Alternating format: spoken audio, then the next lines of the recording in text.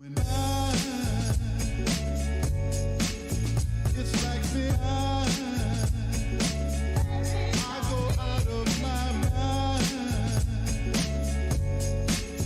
It's like me, baby, I beat the preacher the line.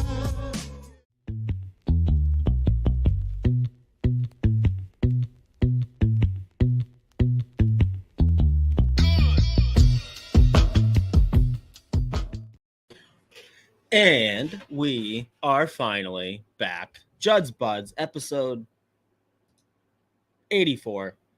As always, well, not even always, as usually most of the time, as always, just usually, your host, Spokesy, joined by my good buddy, Mr. at State of Hoppy. Mr. at State of Hoppy, how are we doing today? We're dragging, but we're going to get through it. Love that for us. Love that for us. I mean, before we get into literally anything, this might be a new record. John Robinson in the chat. I didn't know this was possible. At a little after noon today. When can you start? No. Before noon Central. Oh, I love that. So 11:20 a.m. buzzing kind of about Hartman's 5 points, but then also not buzzing about Hartman's 5 points as the roadblock to that first line center spot. But ending it with a kudos to Hartman. And then immediately goes into saying Beckman's going to be a trade chip, the deadline, go on and score 30 goals. And then immediately comes back with airing my grapes way too early. Stew on those points. We will stew, John. We will. Fucking right. Before noon. And Michael Curtis Beckman doesn't have a Lou for a grandfather. I love how that's just like way overblown as a storyline. I blame that. Russo for that a little bit. Mm-hmm. Have to. Thanks, Russo, for knowing everything and just throwing shit out there. Oh my goodness, Hunter Anderson, he's here. It's been 3 weeks. Welcome. We'll see how it goes. We'll see if it'll be the last time. You know, we'll do our best here. But I mean, so it's been a while, Hoppy. I mean, what you've been up to? Have the past few weeks been treating you? What's going on? Past few weeks have been pretty boring, to be honest. All right. Like, literally, the highlight of it was Gophers, North Dakota. And that's really all there was. Yeah. Per source, Gophers still good. Still very good at the hockey. Well, so Gophers still very good at the hockey. Well, what's happening to the Titan coming into the year that was BU? That's a great question because are you concerned, or is this just like, oh, whatever? No, they're the ones that they're the one time that I got rejected from the press box when I asked to get in that press box like an hour and a half before BC versus wasn't BU it like 45 minutes? Yes. Oh yeah, no, very reasonable rejection. And also like, hey, we're like, just ask us earlier, like for next weekend. But because they said no, not surprised. Yeah, they're down bad, not going well. What if Cole Eisman now recommits? He decommits again to recommit to go. Wouldn't it be hilarious? It's like, yo, fuck this. I made a mistake. Well, I threw that out as a joke on Twitter after like the program piss pounded BU. I'm just like, Cole Eisman actually decommitted after this game and went back to the Gophers. Mm-hmm. Hate to see it. Yeah. I mean, like, so where do they stand? Like for you, is this a team that's still like top 5, top 10 quality team, or are you second guessing that based on the start? I mean, I haven't seen them live enough to really like sway too far. I still like I thought number 1 overall coming into the year was a bit aggressive just because like even with how strong they were last year and how far they went, like it wasn't necessarily a given at the beginning of the year that they were going to be so good. And, you know, they lost some big pieces, whatever. Obviously, Macklin celebrating coming in is huge. You know, what's his face? Our boy from Sweden, Willander coming in. That was huge. He's been good still. But I was not ready to like number 1 overall coming of the year was a bit a bit rich. And I thought the same thing somewhat about BC because like they went from like really coming on strong as the year went on last year, but still not at like BC's normal level that everyone's accustomed to around here, like the past 2-3 years. They came, I think they were like 6th because of that fucking ridiculous recruiting class. I'm fine with keeping them right around that range. They are fucking unbelievable. They've had, and like they opened up that their opening weekend. It was Quinnipiac and did fine. And those, I tell you, the fucking kids are unbelievable. Well, and I expected outrage when Gabe Perreault got that first goal. And weirdly, I didn't really see much of it. I thought Wild fans were going to be losing their minds. Like, oh, look at how great he looks. And, oh, wait, Stramel's not even playing. Which, do we know what the deal is over there? Is this a fake injury because he's too young for Hastings? Or... Oh, my God. Yes, per source, that is exactly what it is. Hastings actually beat him up, so he's not tough anymore either. He's actually tough. But yeah, that's fucking shitty though. Like he, of course, right at the beginning of the year gets hurt. Not even in the game, in practice. Apparently, he got injured. I don't really. Once I saw that was like a practice injury out for however long, I was just like too annoyed to even like look into exactly what happened. But it sounds like it's not great. So he's not playing now with that injury that he suffered in practice. So that sucks. So I was excited to see what he would do because they had an exciting recruiting class too, like especially with the William Whitelaw coming over. They also had an exciting portal class, but half of the portal going. Which I mean, but, you know, shout out Mankato, who has actually looked really good thus far. Their power play needs a lot of work. Outside of that, they've looked good. And they've weirdly been recruiting 16-year-olds, which is unheard of for the past decade in Mankato. Didn't know you could do, you know, they were like, we could the whole time we could have been doing this. No, I think fans are like, wait, is this legal? Fans are pissed off. Yeah, he just like, chose not to. Fuck this. No. ARP cards only. ARP cards only. Only those recruits. But yeah. Let me see. I mean, where do we again the past few weeks? Actually, you know what? I was in a car this weekend for an insane amount of time. Allegedly. And also, so for everyone who doesn't know, I was in Virginia this weekend at a wedding, whatever, and for like 2 or 3 months, I was just tracking flights. And where it was in Virginia, you have to fly down and then rent a car. The closest airport's like an hour away. So I was like, that's a pain in the ass too. Prices, weird, were not great the whole time. Couldn't find anything like decent. I was like, fuck it. I like driving. I like long drives. I'll just do it. How far is the drive? It's supposed to be around 10 hours. But it was not 10 hours. Did not go that well. My plan was to leave first thing in the morning on Friday. No matter what, you're going to get killed by traffic around Connecticut, New York, and then you're pretty much home free after that. My alarm, and I've said this so many times, I don't know who came up with the idea that sometimes your alarm goes off, but silently and on vibrate mode. So it did that. Woke up 2 hours after I wanted to. Went outside, car got towed, had to go get the car. That set me back a while. Then I had to swap cars with someone else because my car wasn't going to make it. So that delayed me another 2 hours. And so I didn't get out of here. My original plan, again, was to leave around 6 a.m. I left here at 2 p.m. just in time for just blinding rain. Like where your windshield wipers don't stand a chance of keeping up with these fucking like normal windshield wipers or your windshield wipers? Normal ones. Okay. There was just no improving the vision, so that was fine, you know. But I was like, oh god damn it! And then New York is the worst place in America. I've always hated it. I always will. I had the George Washington Bridge directly in front of me for an hour and a half. Put my car in park for a while. Just vibing out. I was like, this is fucking unbelievable. Finally get through after about 2 hours, 2.5 hours of looking at the bridge, going over the bridge, getting through onto the Jersey Turnpike. Shout out Jersey Turnpike. No, I was like, oh my God, finally, it looks like there's no more traffic. Oh my God, 6.5 hours to go. I was like, that's fucking insane.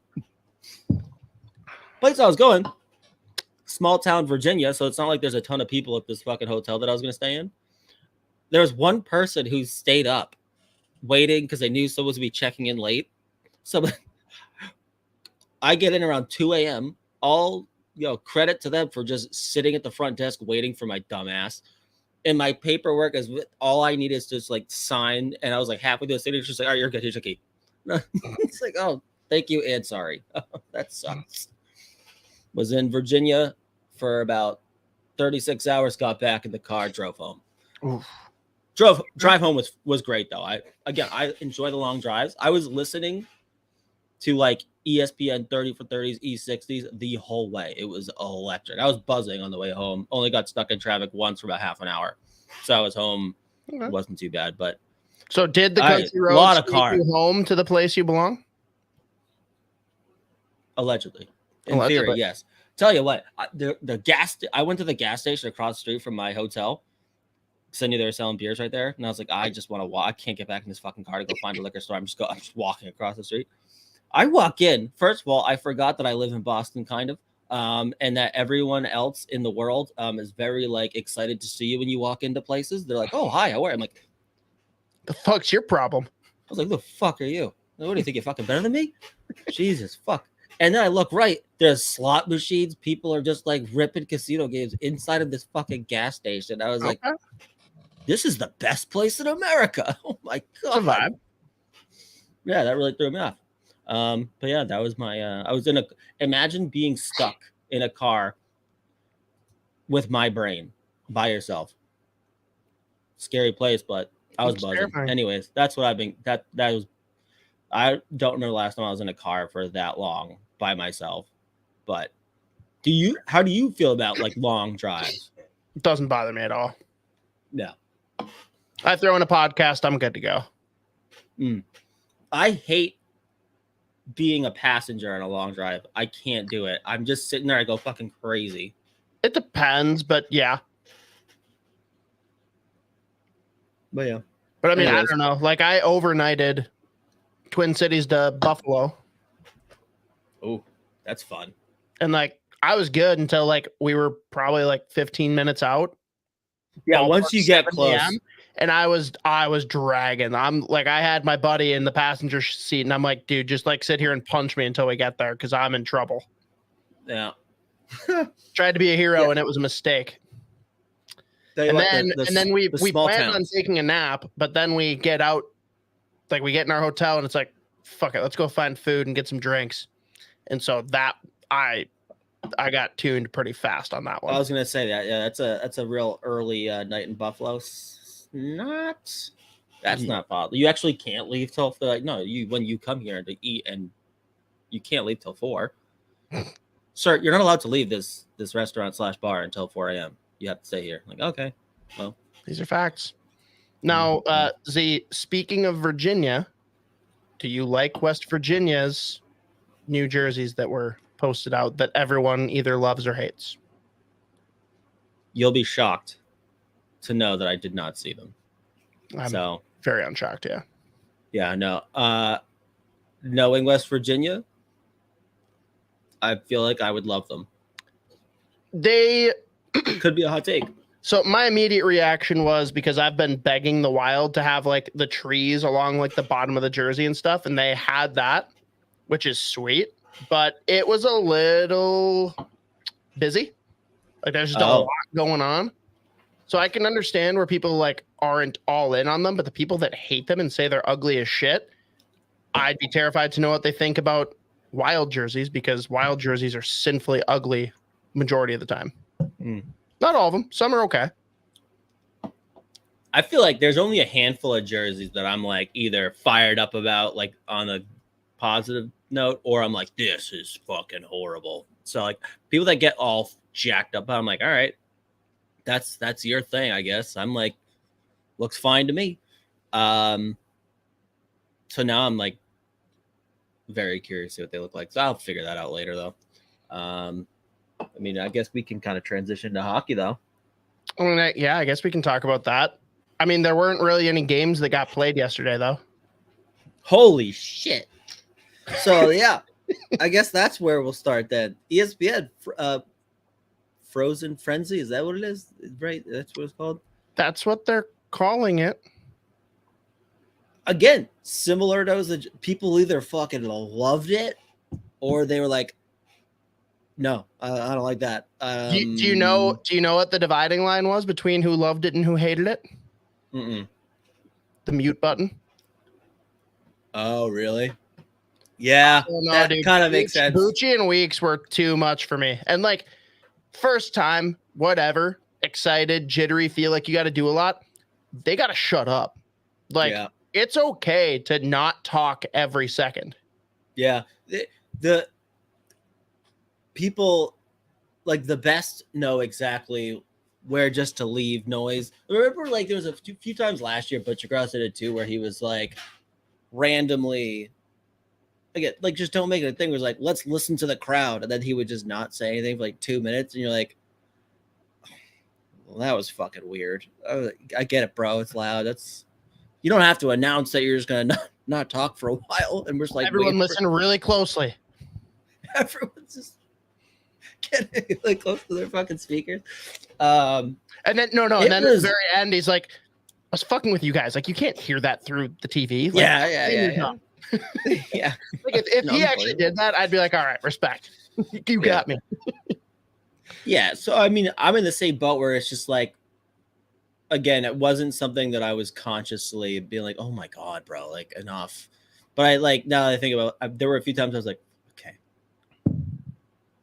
we can just like let the hockey do its thing, you know? Like there were a couple times where I wish I could remember the exact play, but like they both, and I was like looking away for a second, they both went nuts, and I was like turned around, and it was just like a normal like save. And I was like, oh, he just like slid right to left and like the puck hit him in the chest. Okay, well, I didn't know we were going nuts about that. I almost just pulled something, you know, turning around to see what I missed.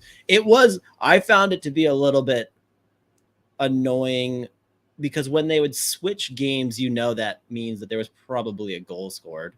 So it kind of took away, like when there's a million games on at the same time, I usually will hone in on a couple of them, and I like to like watch the build up, the lead up, whatever, to like big plays.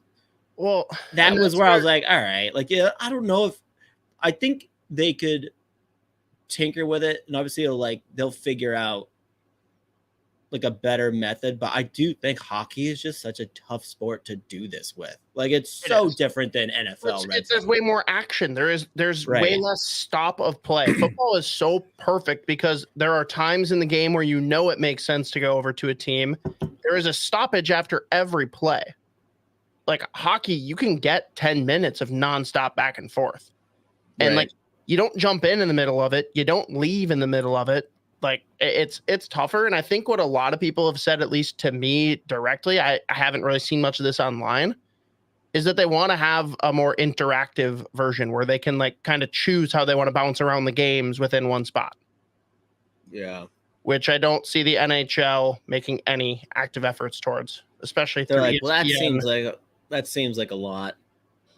Again, they can just fully embrace the chaos, and anytime the puck enters the offensive zone, they just randomly switch games like mid play. Like if you auto set that, oh my God! Like someone's like about to go to their back on a so break, many people flips over to the next one because someone triggered the blue line. So many people would end up in the hospital. So many people are just like epileptic seizures left and right, dude. Yeah, I don't know. So I'm curious to see how long it takes for them to like figure out exactly, because I don't think there's a perfect way to do it. So I was gonna say to like get it right. I don't really know if you can get this all the way right, but I'm curious to see what they land on as like, all right, this is our final product and how we do this. And I wonder how long it's gonna take, because how often they're not doing it very often, right? How often does every team play? That we could talk about that too. This fucking schedule sucks. It's brutal. How many days? One game tonight. Are going to be 1 or 2 games? It's fucking unbelievable. Every single Friday of the season so far has had 2 games. Why on earth is that the case? Like, or maybe it's that they just are yielding and know that college hockey is more entertaining. I don't know. Yeah, maybe. It's fucking it's wild. It's driving me insane. Like that's the one thing I'm getting like angry at, is just like, how is there 12 games tonight, 1 game tomorrow, 2 games the next day, 3 games the day after that, 14 games the day after? It's like, I mean, even it out a little bit. And I don't know if this has anything to do with it, but like whenever people bring up, oh, well, they're juggling, like going up against football, I'm like, holy fuck, guess what? People are going to watch one or the other. Like that's just going to happen. Like, no, that's the real move. Give me red zone, screen and screen with whichever hockey game I choose. Yeah. On a Sunday. Yeah. Boom. It's just like, oh God, I don't know who the fuck does this scheduling, but like, and Jesus Christ. I don't want to like rag on them, because maybe for some people it's for them, right? Butchergrouse and Weeks personally don't do it for me.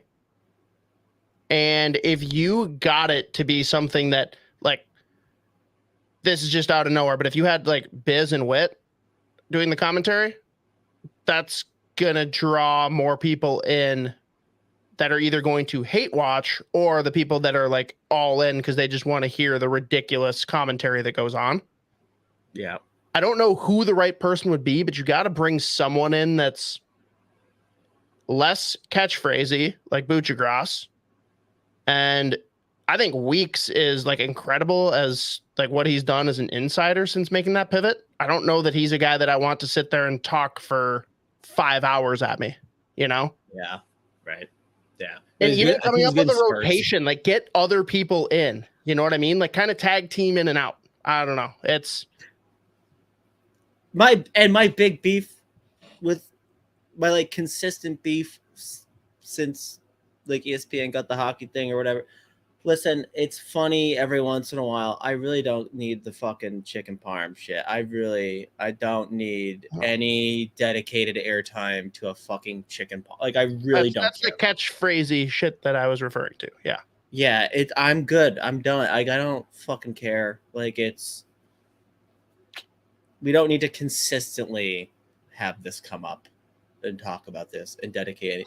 And like, realistically for me, I like tuned into the Frozen Frenzy, whatever the fuck it's called, until the Bruins and Wild started. And I was like, okay, now. And like, so there, and I feel like the thing they did get right was staggering the games. I loved that. Yeah. I loved that. They should do that all the time. Because even on a Friday night, they'll have 2 games and it'll be at 6 and 6:30. And it's like, what the fuck are you doing? Well, he staggered them. Not really. You didn't really fucking stagger them.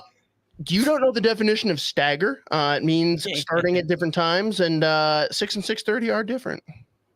Fuck me. Oh God. I mean, every weekend I want that schedule though. Do we need to like talk about the tight pants again? See? No. You know what we need to do? We need to get the audio from Jimmy Fallon's bit where he does like, everybody's talking about my tight pants, and just literally put that over Butchergrouse standing in studio. Oh man, yeah, no, his back pockets are touching. It's crazy how tight those things get, dude. Holy fuck. Yeah, I need those. Like, have every team playing Saturday, Sunday, stagger them throughout the day. I love that. Yeah. That's fun. And like they can actually space them out a little bit more than like 15, 30-minute increments, whatever. Well, God, imagine if they do that and then you're living West Coast time and you have fucking games from like 9 a.m. till fucking 7 p.m. Like Dude, that's I'm already dreading the Sweden trip. I don't want to wake up for 7 a.m. goddamn game. Yeah. Yeah, that's coming up, isn't it? It's gonna mess me up real good. Yeah. But no, and a lot of people are like, well, if you're going to a game, do you really want like to be stuck with being the one that has to go to like a middle of the day game? Like, yes, that's exactly what I want. Let me go to a game in the middle of the day on Saturday, go have a great time, go out, have a couple more drinks after, go home and just done. Yeah. Or just keep it going. Yeah. Whatever your preference is. I'm not saying what mine is. It depends on the day. It also depends on how much I did at the game, which the last time it's actually more about what I do before the game. Yeah, no, it's before. It's when you actually get yourself and you trick yourself into thinking it was, I should have just gone home. It's like, no. It all depends on what you're doing before. That really gets you in trouble when you're like, I don't know if I can fully feel my legs halfway through like the second period. That's when that's the point you've got yourself in trouble, not afterwards. By the time the game's over, you're already there. Like you might as well just embrace the chaos at that point. Dude, last time I went to a day game, I forgot that it was a day game, and like I left, and I was like, it is bright out. Oh yeah, it's fucking 4:00 in the afternoon. Oh my god. It is really weird to leave a hockey game and have that be sunlight. Yeah, dude. It's like, oh shit. Okay. What is this comment? Is anyone excited about a 7 a.m. start? Who wants this? Yeah. It's electric if you're a Premier League soccer fan. Tell you what, that's fun as shit. If you're like going out somewhere to like watch with a group of people that are also really into it, like if I'm waking up and sitting on my couch at 7 a.m. to watch soccer, like, no, I'm going to rethink my life choices. Well, yeah, that's more so probably for the people over there who like the pubs are open at 6 a.m. and they are just fucking ripping. That's 7 a.m. here. Yeah. Over there, it's not 7 a.m. No, that's when they open though. That's when they go hours before the game over there. Oh no, for sure. Yeah, they're doing a full day ordeal. Yeah, they're substantially more responsible than most of us. Yeah, kind of. Yeah, they have their days. But yeah. Anyways, we can move on. I feel like I'm 50-50 on the Frozen Frenzy bullshit. They could make it better, but it's not like I don't think it's a complete throwaway idea. Oh my god! At least they tried something. They did try something. John Robinson coming in with fire. Jesus. Yeah, fair enough.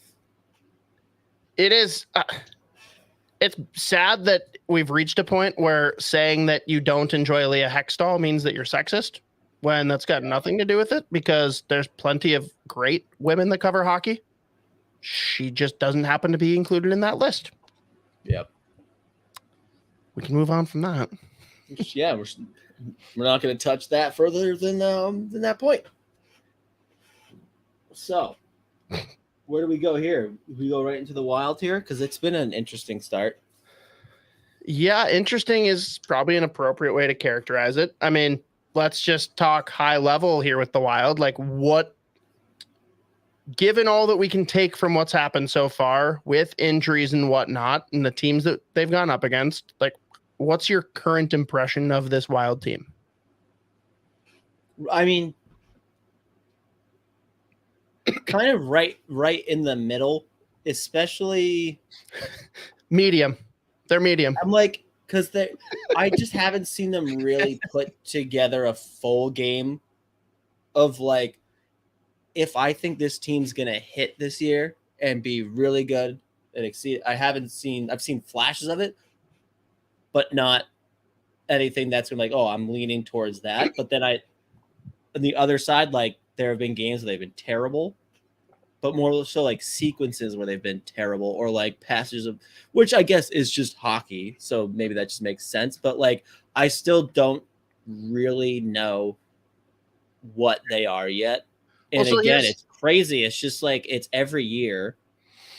Immediately they come up with these fucking injuries. And it's but let's take a step back then, because I know there's subjectivity to this. Like there's certain teams that you can tell right away you're good or right away you're bad. But do you have like a rule of thumb, like how long you wait before you make a decision on what a team is or isn't? Like, is it an amount of games? Is it something you need to see from the team that's good or bad? Like, how do you kind of place the stamp? Like, when will you be able to decide whether the Wild are good or not? I usually like to think I have somewhat of an idea around like the 15 game mark, where it's like, all right, like I feel like that's a long enough time where you've had guys injured, they've come back, or you've been fully healthy, or even at that point, sometimes like, all right, well, they're just gonna be hurt, they're just gonna be fucking injured all year. Downs, so, yeah. So, Changes in I the mean- lineup. Oh wait, Dean would never. Never. Even if there's a fire. Even if there's a fire, that ever. Johnny Hopkins and Sloan Kettering, and they were playing. Anyways, Oh my god, I had an Uber driver last week. We were going out to a bar to watch the first Gopher Nodak game, and he was wearing a John Hopkins hoodie and hat. And so immediately I asked him, like, you ever hang out with Johnny Hopkins? And dude had no clue what I was talking about. I'm like, he was all right, like, please stop talking to me. you can't hang. No, he was like a friendly, like talkative guy. Then I asked him that question, and he's just like, what are you talking He probably knew exactly what you were asking me. He was like, everyone asks me this every single time. I don't know why I wear this sweatshirt anymore. This is bullshit. But yeah, no, I feel like the 15 game mark is somewhat, you have an idea. Because I mean, what's the timeline? Everyone starts looking at like, this is when you have an idea of like playoffs, is right, like American Thanksgiving or whatever. I've lived by that for the last decade, ever since Bob McKenzie said it. And I actually think that's one of the ones where I pulled like the Michael Scott too, where like Michael Scott invented the unicorn. Just a skinny rhino, right? Just a horse with a spike in its head. Before anyone told him it existed. I feel like Thanksgiving was like an early barometer for me in general. And then as soon as he said it, I'm like, okay, I must be right. I feel good about this. I feel good. Yeah, I feel great about this. Yeah. And it's just like, it's funny because like, as I was saying, like I'm right down the middle with like, even you look at their like goals for 25, goals against 25, where it's just like, it's either like at no point are they just like fine. It's either like, oh, they're fucking clicking right now, or it's like, oh my God, they might lose 14-0 if they play like this. And it's, you have that experience like 5 or 6 times throughout one game. And I feel like I've said that a lot, or I've felt like that probably a lot with Minnesota just over the past few years, which is why they've always like finished where they finished in the standings. And it is what it is. But it's just like, this year, I thought there would be a little bit more of an inkling one way or the other. Like either it was going to be still like, hey, we're going to be competing, but we're not like, you know, we're still waiting for those buyout years to end, whatever, that we can start making shit happen. Or it was like, yeah, well, that just doesn't work. Like, you can't do that. I thought this might be one year where I'm like, I think I have a better idea one way or the other if this is going to work or not. And like, I mean, Spurgeon going out and Boldy going out is obviously not helping. But again, the fact that they're still having games where they're scoring tons of goals, and there's like games where they defend well enough. Who are they doing it against? Right, fair enough. But I mean, like even like last night's game was bananas to me because I felt like they were generating chances left and right.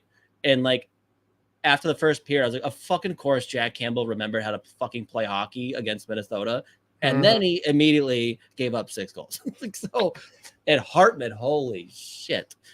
Again, don't understand how people have beef. Bad contract. Bad contract. Yeah.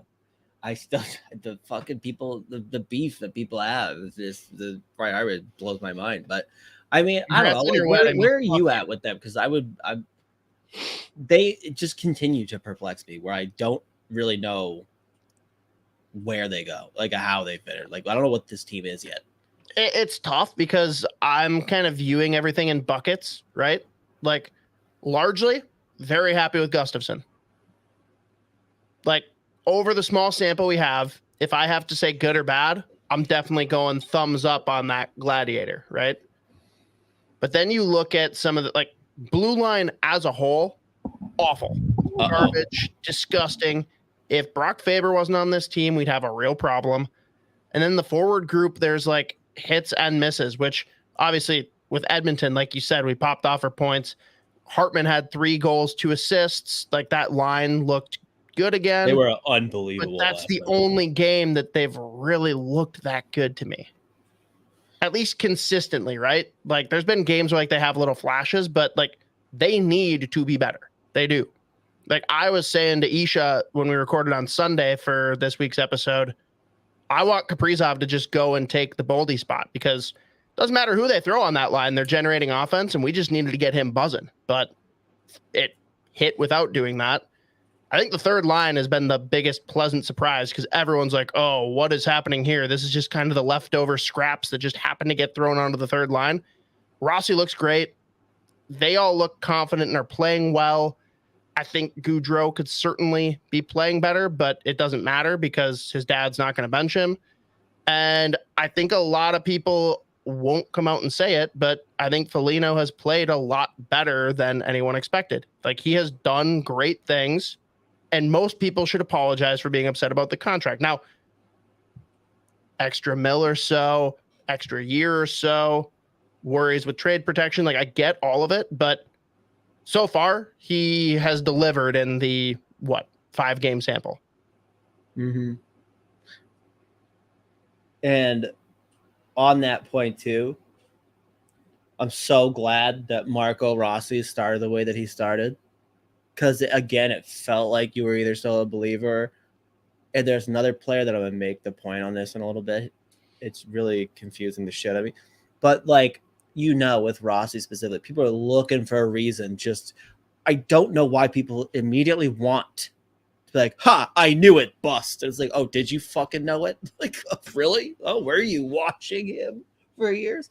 But again, like, so last year he goes down after that start in Minnesota, and they say be harder to play, like get to the tough areas, add some FU to his game. And I feel like he's consistently done that throughout the first 6 games here. He's got his couple goals. The one last night where he gets to the front of that net, wins one battle, puck gets cycled again, and then wins again and establishes a position against guys who are like probably 4 or 5 inches taller than he is. Now, it was not the best defending on like planet, but like he did what he was supposed to do, got to that area and got rewarded for it. So Rossi, to me, not surprised, but I am just very happy that he's had his start because I feel like now everyone's just accepting, like, okay, he's fine. Like at the very least, people that were aggressively looking for, well, but like until he puts up a hat trick, none of them care. Like, oh, he's not. Oh, he's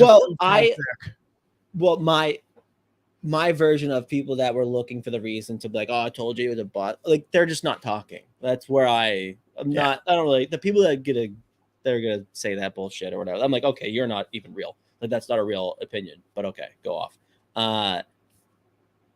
When he's just kind of doing his thing, and again, like they've used him 5v5, he gets like secondary power play, and they use him somewhat regularly on the PK as well. And he's been useful in every part of that game. And like he still missed a couple of chances, but even just like I think it may have been the shorthanded sequence yesterday or the game before, but it was like a half 2-on-1, and the fact that his first instinct was to shoot, I fucking love that because I just can tell that he's playing with way more confidence.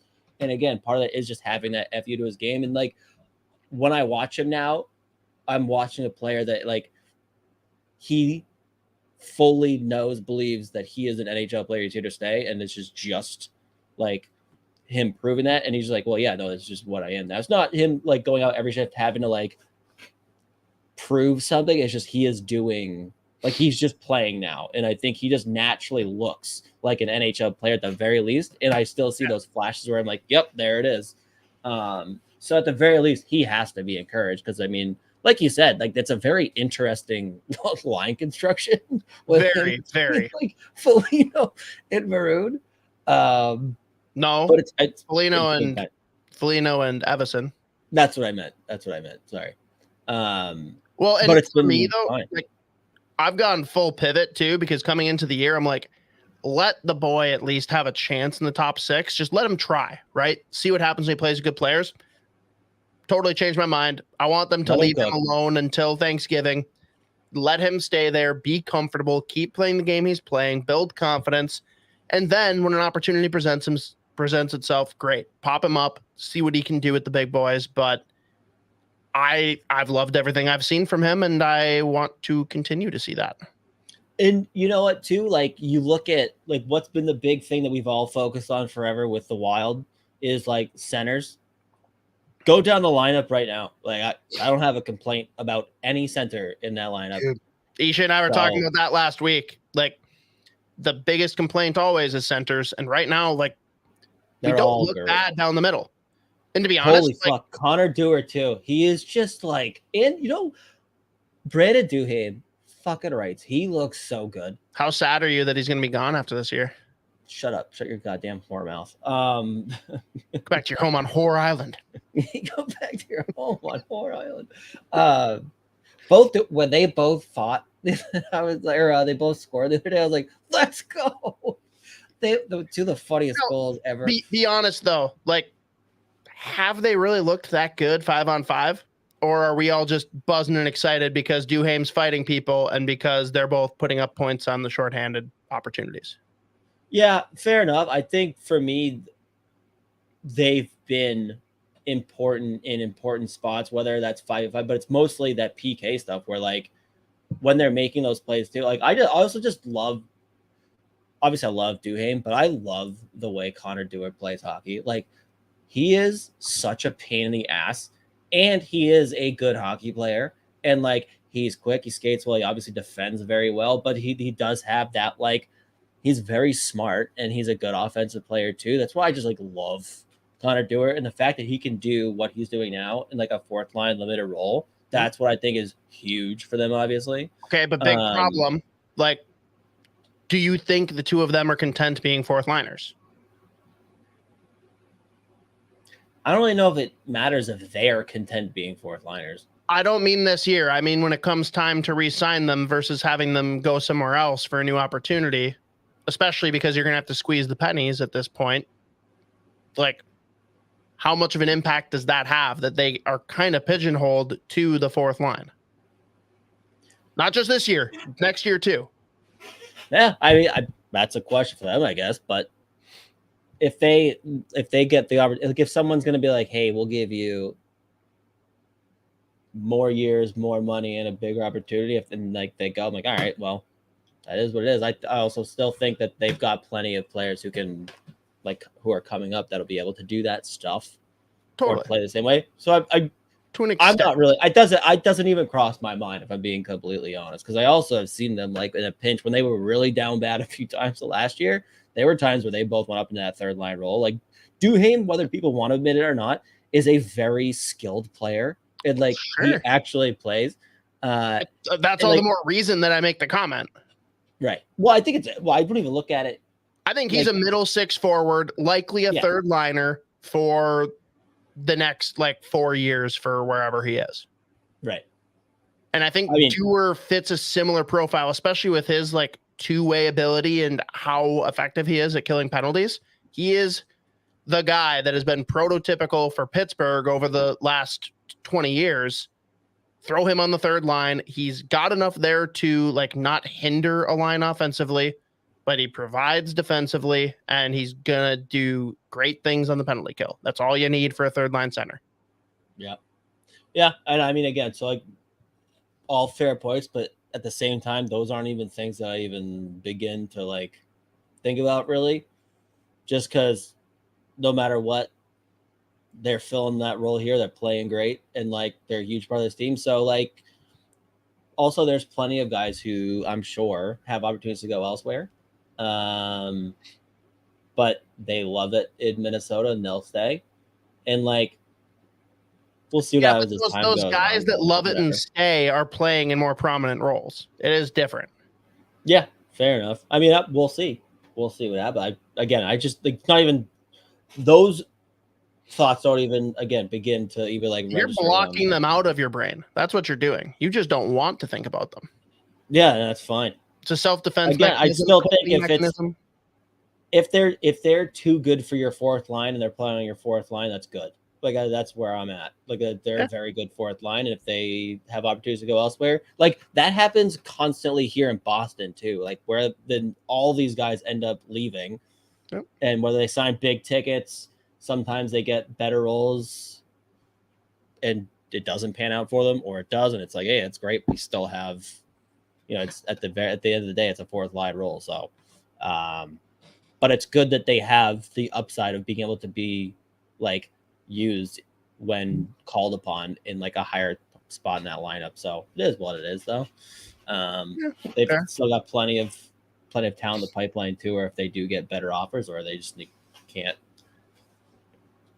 Sure, but let's offers, then it's fine. Let's talk about the talent in the pipeline, right? Like we brought up Sammy Walker for a few games. He's been sent back down. Now we've got the grandson of Lou Nanny and Vinny Lettieri. They just called up Kyra as well. I believe that's probably in reaction to the Goudreau news. Is Adam Beckman just like an awful hockey player, or what's happening here? I don't know, because like Iowa doesn't. I mean, they've not been great, but he's looked excellent again. Shocking. So I don't really know. Like I fucking can't figure that one out. Like, did he just decide? Like, he must have gone up to the coach and been like, "I refuse to shoot pucks in the driveway." I'm done. that has to be it. That's got to be it. Yeah, I don't know. It is weird. Like, it's very weird, especially considering he was at one point one of the first two call-ups. I mean, whatever. I guess they want to get like both Lettieri, both he and Kara have played in the NHL for a long time. I don't know. If there's a certain role they're looking to fill, I don't really. Again, I'm not saying I agree with it. I'm just like, all right, well, whatever, I guess. But it's just like I feel like Beckman is just continuing to marinate down there. And like, are we at the point where like they end up having to move on? If they're not going to give him a chance with the big squad, and they're again, it's not that just that he's not getting an opportunity. They're bringing up everyone except for him. Right. And then we've still got the potential of Shaw working his way back through rehab and getting healthy, and he's the next one up. It seems like there is zero interest whatsoever in getting him up at any point in time. And I don't know, like, I'm guessing the old line that they're going to continue using is it's better to have him down there playing first line minutes, whatever. Well, again, I am weird. Yeah, I bet that's what they're talking. Hang on. So that's the argument when Boldy goes down and Walker goes up and plays on the second line. That's the line we're going to go with? Don't ask me, man. I'm just assuming that's the line they'll be peddling out there. Man. I don't know. Does this have anything to do with it, Z? Is it that the other ones have cheaper deals, so they're easier to bring up? I don't know. That might actually be the case because they are at the point where they're saving like every dollar they possibly can. I hate having to like fully understand every fucking dollar. I hate that so much. The cap. I'm not a fucking accountant. Yeah, I don't really give it. What do you think I'm watching of all sports? Hockey. I'm not here to like care about the fucking cap situations. I'm here to watch guys skate around, shoot things with sticks on skates. Yeah, fucking. Let me do that. I don't want to care about like the dollars and like try to figure that out. Yeah. Now, I think the indisputable highest point of the season and what we're all the most excited about. Are there any question marks that remain with Brock Faber? No, those questions are out the window. He looks fucking unbelievable. And like even stuff like jumping up into the play offensively, which I feel like we've talked about before. I was curious to see if he would be still looking to do that as often as he like started to his last year at Minnesota, because he started like getting more involved offensively. I was curious to see if he would kind of carry that over into the regular season this year.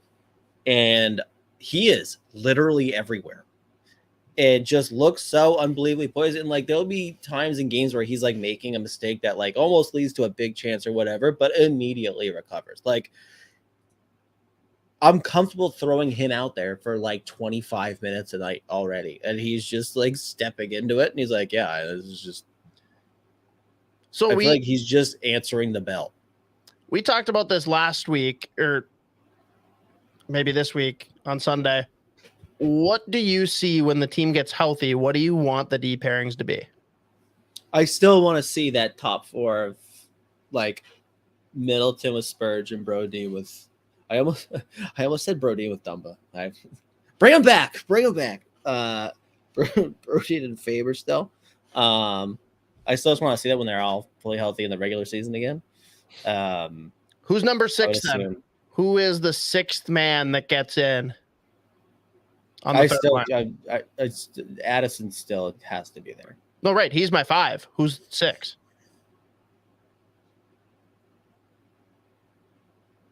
I feel like you just have to. I mean, I'll probably lean Goligoski still. Like Merrill's just making so many bad plays. I'm like, holy fuck, dude. It's been, and like again, Goligoski had flashes. I feel like the first game or two. Cliff obviously got hurt. What was it? What did he take? Like 3 penalties in that last game? He got hurt. But that's the other thing too. I've liked Mermis too. Like I feel like Mermis has been again. Mermis Addison scares the shit out of me. Like just. I mean that goes to the point of what we discussed. So, do you stick with the top 4, quote unquote, of stick Brodin with Middleton, stick Addison with Brodin? Maybe you flip those and you do Addison with Middleton and Faber with Brodin. And then just stick Spurgeon with whoever it is that he gets stuck with. And you have 3 serviceable pairings that you can kind of roll even or ride whoever's hot. Whereas if not, again, I'll defend Kalen Addison until my last breath, but sticking him with a defensive liability means that he can't play his game. He can't play offensively. Get him with someone that lets him play a little bit more loose and free, instead of having to be the defensive player on a pairing when we all know that that's not his strong suit and he still needs time to kind of figure that piece out. Yeah, and to that point too, like in the past, we've seen Goligoski and Spurgeon hold their head above water at the very least. Like, and I mean, there's been flashes where it's been good because of how good Spurgeon is. So that's true too. Where like, then you get what you're looking for with Addison Middleton. I need it. Realistically, like the one pair that I'm honestly like firm on is Brody and Faber. And I think Brody even now is like he'll have flashes where he's making the same plays. He looks spreading the love. I like those two together. I just think the combination is so fun. If you tell me full health or everyone's healthy, I still love Brody and Faber. Like that's like my favorite pair in the NHL. Any concerns with Brody's play so far though? I think he looks off. He looks like he misses his buddy. Something nagging. Yeah. He misses Dumba. He hates Brock Faber. That's what it is. He's disgusted by the sight of Brock Faber. Fucking nerd in his glasses. That's why he stopped wearing glasses, by the way. I stopped respecting you when I saw you celebrating that Kaprizov OT winner a few years ago on the glass, you pigeon.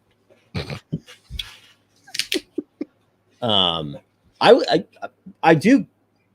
While that is like the one pair that I'm firm on, I would like just in general. You could say this about every We could say that the forward lines, deep pairs, whatever. I just do want to see them just like try everything at this point with like the fucking defense. Like just try everything in shambles. Yeah, if it's gonna be this bad sometimes, like why not? You know what I mean? That's where I'm kind of at with those deep pairs, where I'm like, might as well at this point just see what else you got, because I don't believe there's any team in that division that's given up. Yeah, no, they've by far only Winnipeg's given up. They've given up 2 fewer goals than Minnesota so Minnesota's given up just goals left and right. And this is just gonna be a real quick thing. So I was telling you before, like people that were anxiously hoping for Rossi just to not work out at the first 6 games or whatever. That were just ready to go off. I have never been able to understand and will absolutely never understand doing this about any player, but like the people that will like go back and reply to videos that I tweet out of Marc-Andre Fleury making big saves after he gives up a goal like 2 days later, it's like they've had the tweet up waiting for him to just to give up a soft goal. Like, I told you he was fucking horrible. He should retire. He sucks. He's a terrible person, terrible player, and he's absolutely washed. I'm like, what the fuck, man? Like, I've had so many people be like, oh yeah, how's he doing now? How's Fleury doing now? I'm like, I tweeted a video of a windmill save like 2 days ago. It's so weird. I don't understand why people like have this need for this player. And like, it's not just Fleury. It's just like any player in general. I've never understood that like approach to watching sports, really. But like, oh yeah, how's he doing now? Yeah, terrible. Yeah, that's what I thought. He sucks. Sit down. Like, oh my, like, you're so weird. You are so weird that like if he actually pitched a shutout, you'd be upset about it. As like a Wild fan, you would be upset if Marc-Andre Fleury pitched a shutout. Like, now people think he's good again. I'm like, Jesus Christ, man. Like, do you work for the team? Like, are you like in these fucking like scouting meetings being like, no, we need to get rid of this goalie that he like, then when he plays well, you look bad. I don't get it. I don't fucking get it how people have players, but specifically Fleury this year. It's happened like 7 times because he's given up like a million goals. If you he's giving up some bad ones. It's great. We're gonna get to the end of his career here, where everyone talks about how like great Brett Favre was. They're like, yeah, but who has the most interceptions? Like, yeah, he played a lot of fucking games. Yeah, he played a lot of fucking hockey games. Immediately, people are gonna be like, wow, he never should have played a million games. How many goals did Fleury give up in his career? Probably the most. Like, yeah, no shit. That's how math works. Like, I think I just have a soft spot for goalies in general, just being in Boston for the last fucking 20 years. Like, I just don't get it. That's right. You're a Tuukka Rask apologist. Yeah. Oh my God, what an idiot! This guy doesn't even know it. This guy doesn't know puck. Doesn't even know puck. Boston didn't even deserve him. Oh, it was a very, very vocal minority, but it's the fucking radio station guys that are fucking pricks. But that was one that I just had to like. It's people do it with the Rossi thing, but at least at this point they're just not saying anything. At least they're not weirdly tweeting at me when I say something nice about Marco Rossi. But it's just the first goal that Fleury gave up against LA after he played really well the game before. They're like, he's awful. I told you, I've been right forever about him. I've always said this. Give me your podcast. I am going to run it. It's unbelievable. I just don't get it. I don't understand how people do that. I don't get it. I never will. I did think it was not weird, but I don't know that I would have played Fleury in that LA game. Just saying. Yeah, that was a choice. We got through it. He's made some insane saves too. They both have. They like both him and Gustafsson have made a couple like ridiculous saves, but then they've given up some shocking goals where it's like that one. Facts. Really? And that's, I feel like, and I'm not comparing them to this goalie at all, but at the end of the Minnesota Wild Cam Talbot experience, I feel like that was where we were at with him, where he would make these like ridiculous SportsCenter top 10 mode saves.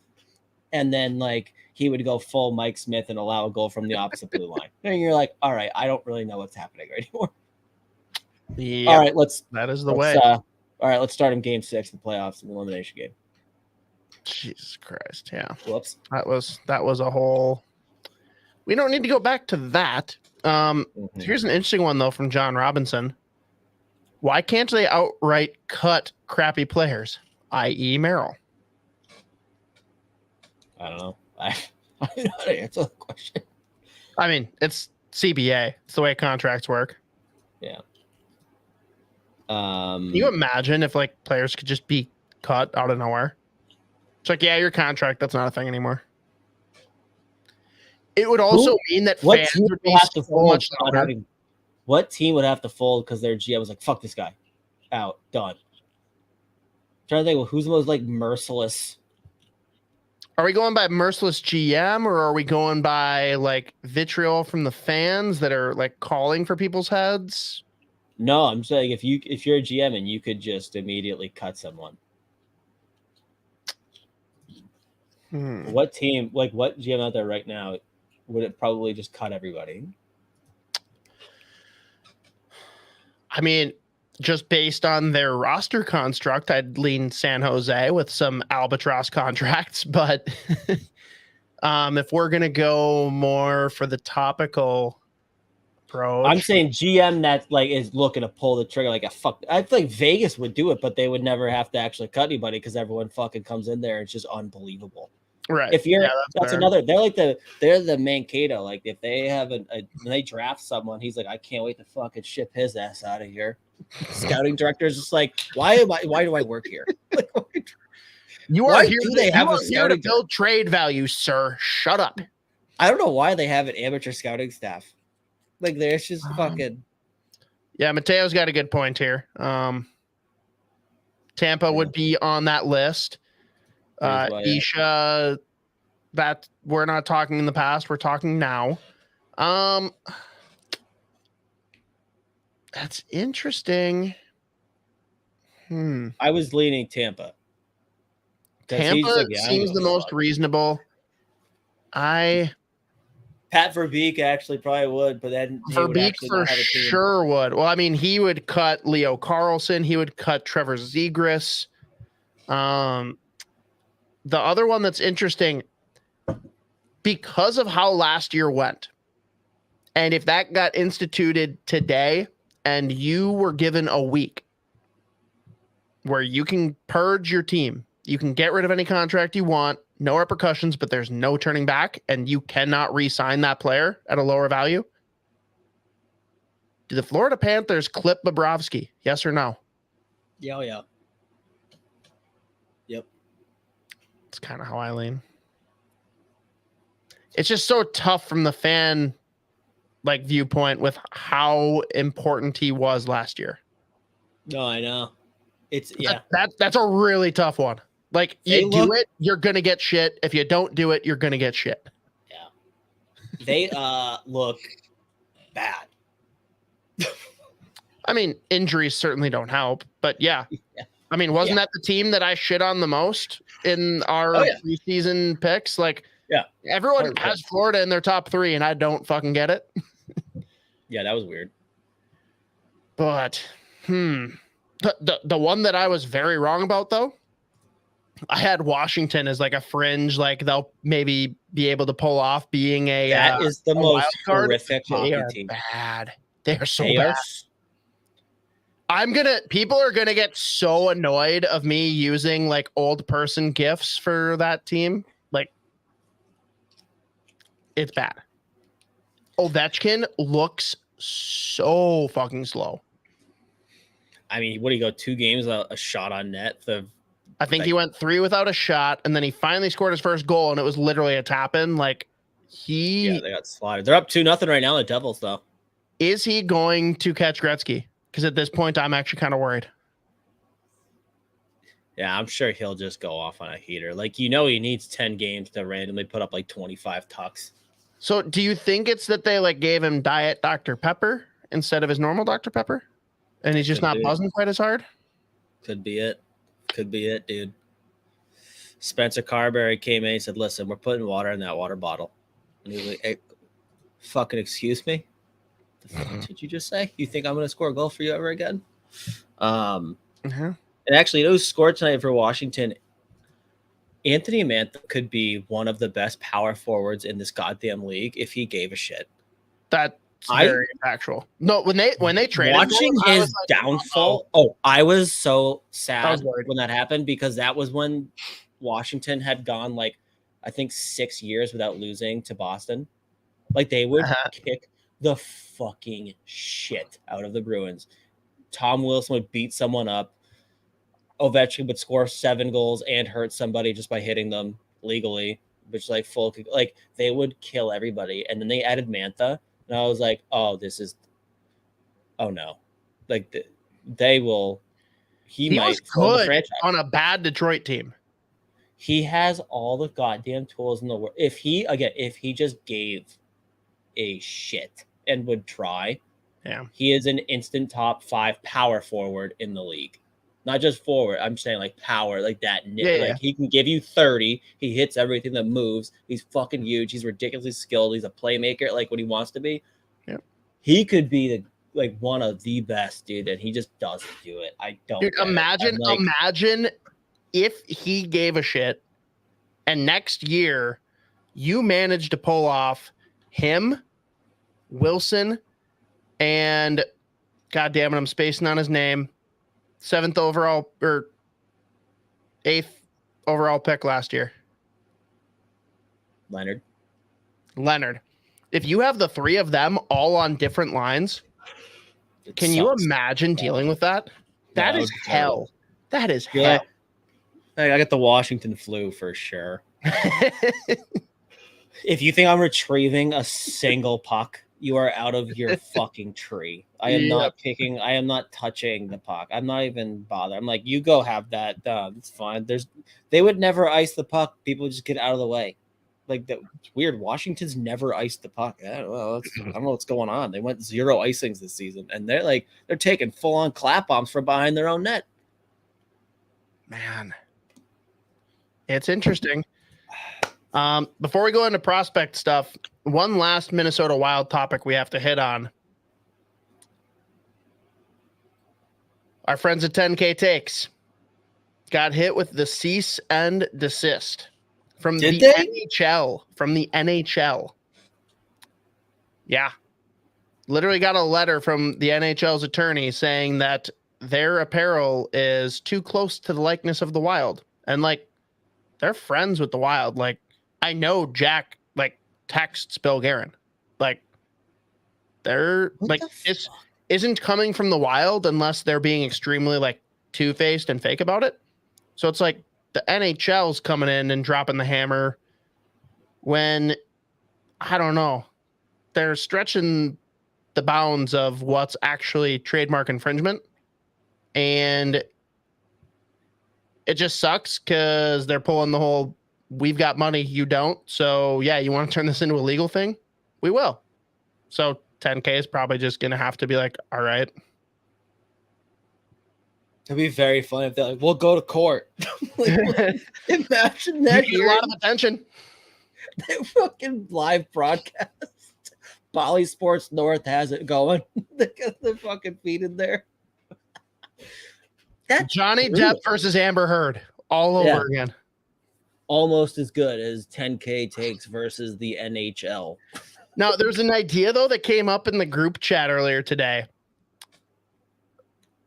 Could you make it so that if someone buys a different piece of apparel, you throw this in for free? Can you skirt the line in such a way where you're not selling it? And in such a case, there is no trademark infringement because you have to be doing it to profit. Feels like a question for people that know things about how that works. Because I couldn't tell you. I know it's way more fun, though, to ask people that know nothing and have them speculate. I'm just is it fun? All right. Yeah. No, that's legal. We're good. That's cool. I like that.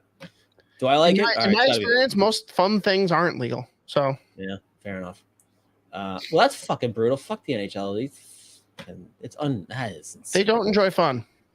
They hate. They're oh no, there's someone doing the NHL and Celine Dion, ultimate fun. Oh well, guess what? Guess what happened? Matt Dumba came out, said that shit about the Pride tape, and then all the NHL guy, everyone in the NHL was "Oh, Pride tape? Are you fucking nuts?" And NHL's okay, fine. What a fucking circus. Well, he was apparently he lost his mind. I'm sure, but who's the guy that actually used the tape in warm up? I have no idea. I never watched warm up.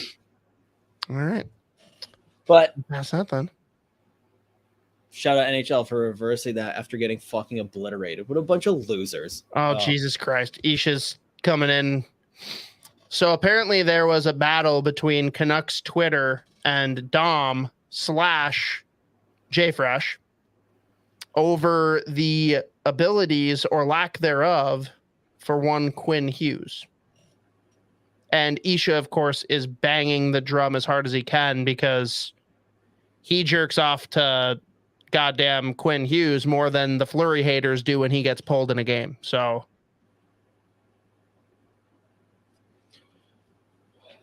Canucks Twitter, I'm scared of. They're crazy. I'm not scared. Rank them. Where do they sit among all They're top NHL three. Twitters? They're top three, like lunatics.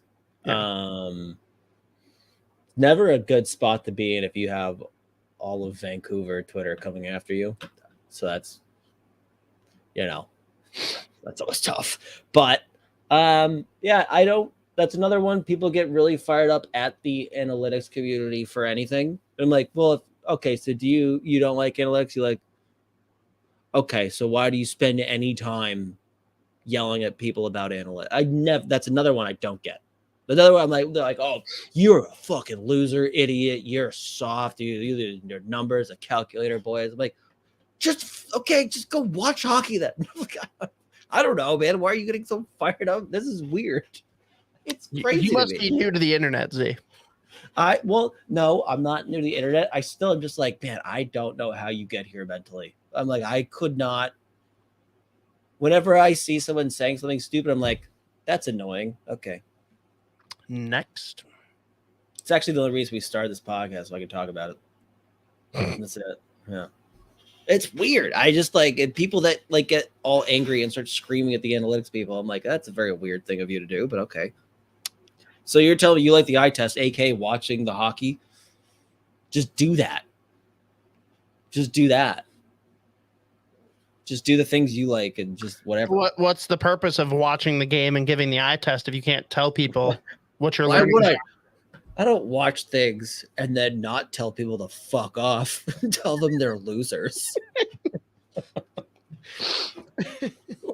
I watched it. I have to yell at them. The only reason I watch South Park is so I can tell all the losers that watch Family Guy how stupid they are. Yeah.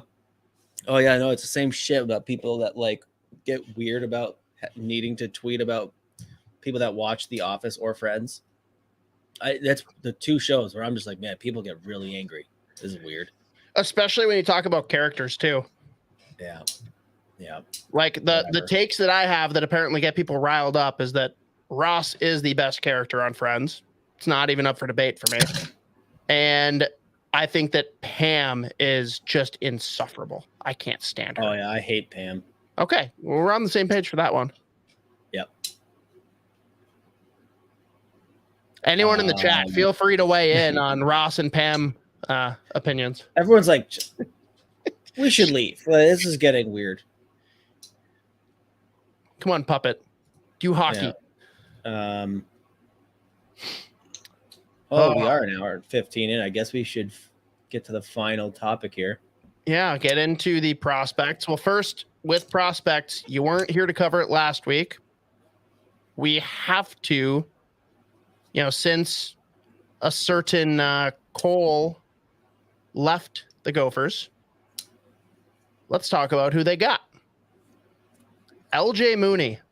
Tell the people what they need to know and why they should be excited about this stallion joining the Gophers. Number one, fascinated by the name LJ. Always have been. I think it's a very funny situation to find yourself in. It's like, I don't know why LJ just seems like we really couldn't decide between a name that starts with L and J, like where you had to go with both, really. Anyways, very fun player, though, just in general, super skilled. What is he, like a 6? He's like 5'6". I think he's like 130 pounds, soaking wet. But incredible player, dude. Like, just so exciting. I'm trying to find the team that he was pulled up. I'm trying to pull the actual stats up here. As like the fact that he's already a half a point per game the first couple of USHL games here, but he had like 80 was he with Pittsburgh, like their Penguins junior team or whatever? Yeah, him and his cousin both did, which that broke Isha's brain that they're cousins. It's also really funny because he misread, like he read through a tweet really fast and saw that they were cousins. He's like, no way in hell are Cooley and Mooley cousins. Like, how can their names be so similar but not be the same? He's like, oh, Mooney. Yeah, no, that makes total sense. I'm like, wait. So that just makes it okay? Yeah. Like, oh, okay, we'll move on, I guess. That's crazy. But just like the prototypical highlight tape player where he's just like, he's super fast, he's got ridiculous hands, and he can fucking rifle shots. Like, he's just exciting. Where it's kind of like almost like an Oliver Morris situation, but more like Flash almost. But he's just a very fun player in general. Like, so we'll see what, like, because he's right around that age where it's a classic, like you get those random like growth spurts. So I'm curious to see just like how he rounds out in that front. But like you're looking at like it's almost like the poor man's Logan Cooley, where it's just like super skilled, very exciting, flashy. Like his whole highlight tape is just a like 10 minutes of ridiculous plays. But for the things that stand out are the hands, the skating, and just like the pinpoint accuracy shot. So just like an offensive juggernaut. Is he 25 or 26? 25. 25 He's draft. 25 eligible, yeah.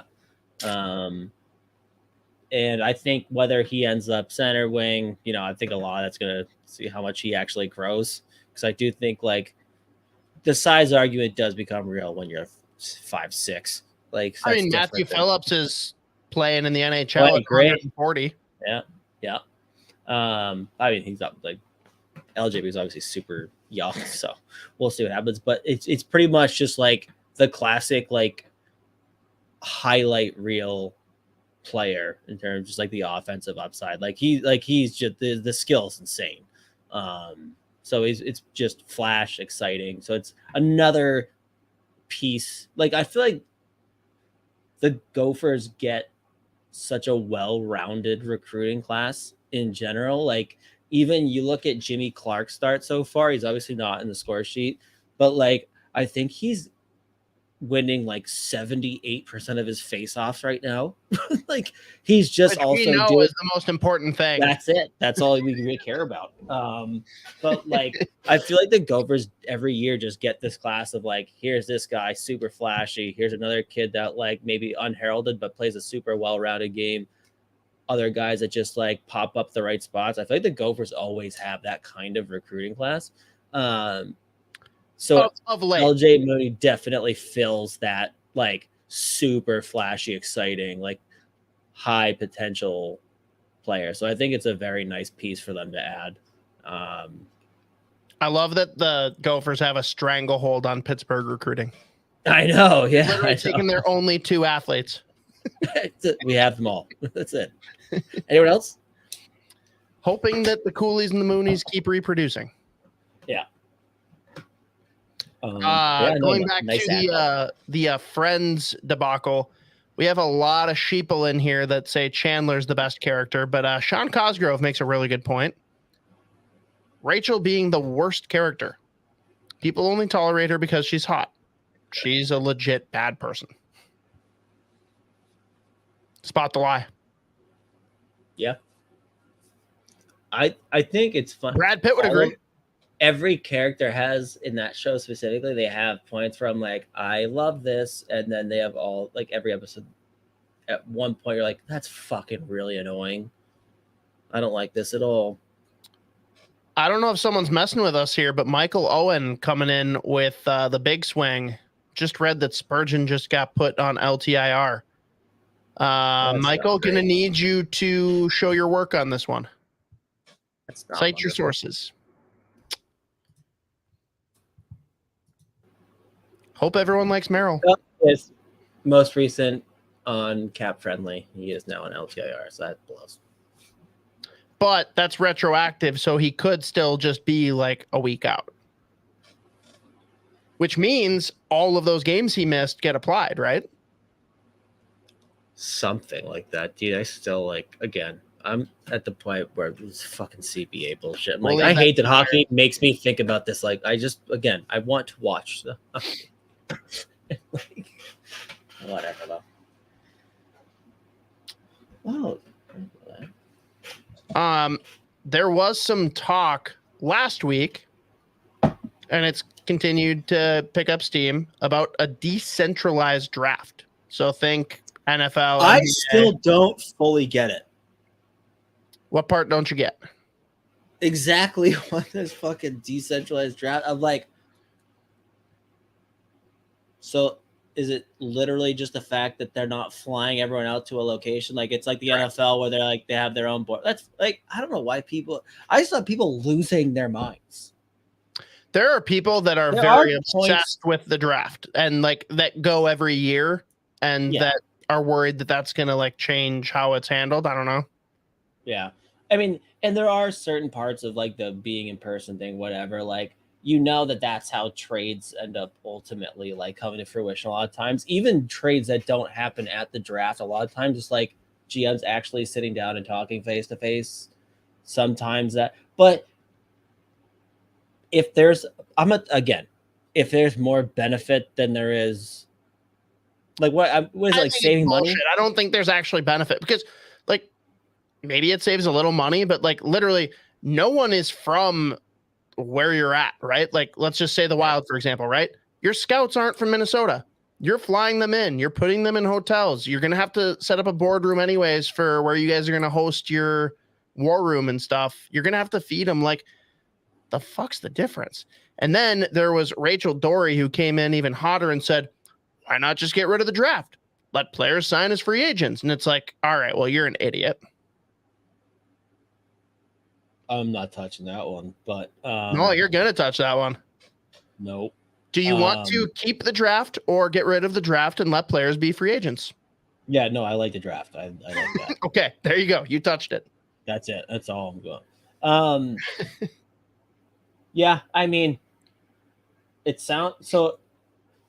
What I was trying to figure out is like, is it the main thing the money? Like, is that like teams are going to save money? That's from what doing they're this? trying to say. Yes, but it doesn't. No, that's legit. Money, like they apparently it is wildly like it is a not cheap endeavor to do. Okay, stay at the Holiday Inn Express rather than staying at the Hilton. Like fuck. Yeah, no, I just thought it was a very weird like thing to come up, and it sounds like today that for the most part, it's a yes, and that it's going to happen. From like right before we jumped on, I feel like I saw tweets start coming out like, oh no, they're like it's pretty widely accepted that they want to do this. Again, I'm not in one camp or the other. I've never gone to the draft. It sucks for people that do every year and love it. Do you think it changes things for the players? Like, does it make it any less of an experience that like the team isn't coming up to see you on stage and you're just instead going to have to shake Bettman's hand and call it a day?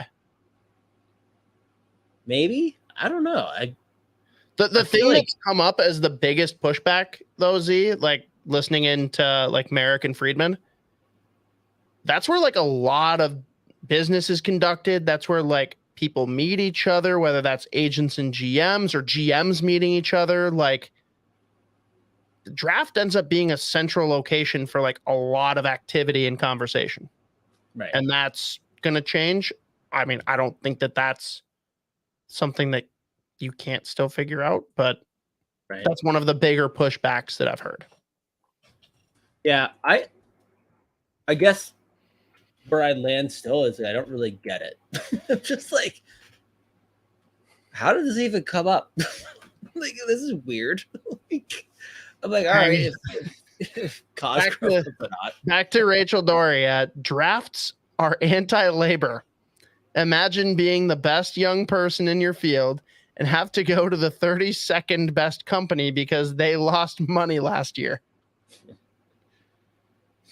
Was that the basis of the argument? No, the basis of the argument actually was that you wouldn't be told where you have to go live and work. These are players that want to choose where they live and should be able to have the freedom to choose what team they go to and bullshit.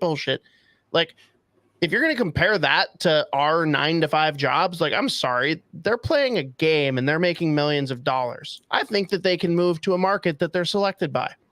I don't think that they need to have those same freedoms because they can go work in a different career path if they don't want to move to a city that picks them. Yeah. I don't know.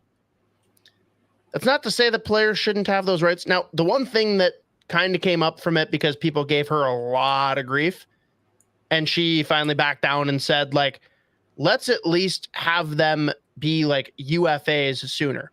I support that. 100%. I'm all 100%, for that. yeah. I am very behind that concept. I think eliminating the draft is nonsensical, but having players be free to make choices sooner and not be absolutely bent over on occasions with, oh, sorry, like, you can't go anywhere else. No one can offer sheet you. If you want to play in the NHL, you have to be here, and we're not going to give you a dick. Right. That's bullshit. And I completely agree. Yep. Yeah. No, it's 100%. Like,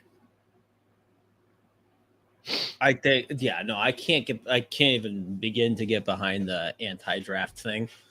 I mean, because that's kind of your like thing. you said, I think literally, I don't think there's anyone other than the really weird hardos that think it's like a fucking like.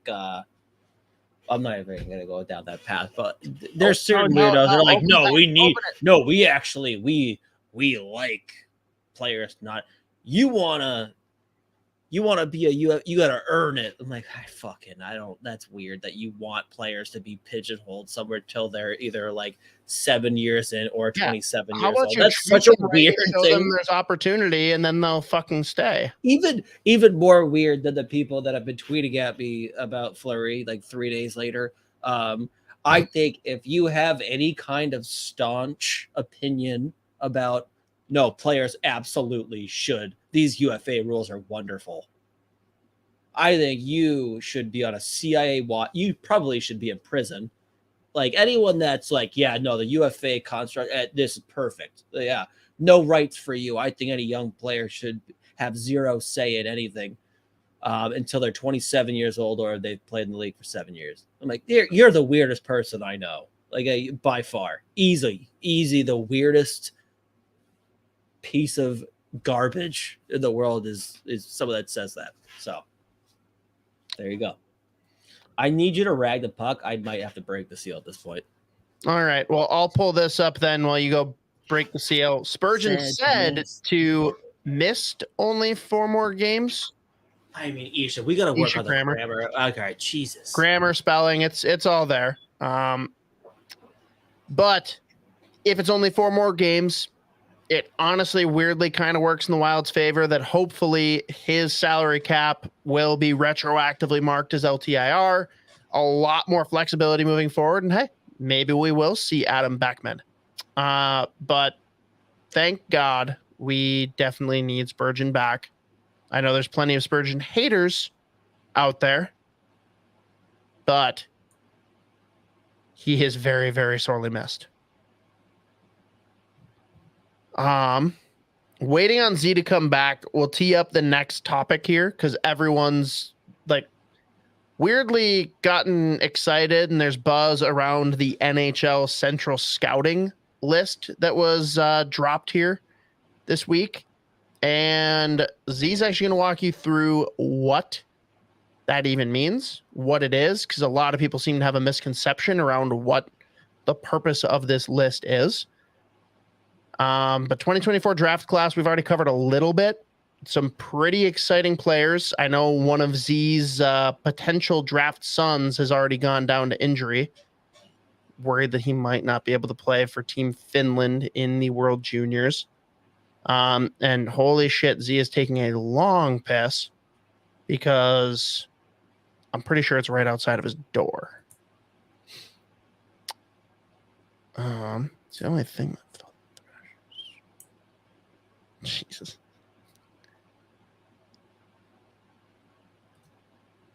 I don't even know what this means, Sean. I can't tell if this is a compliment, if this is taking a dig at me. Hoppy is a down the hall. It's not next to my door, dick. Rejected art school student.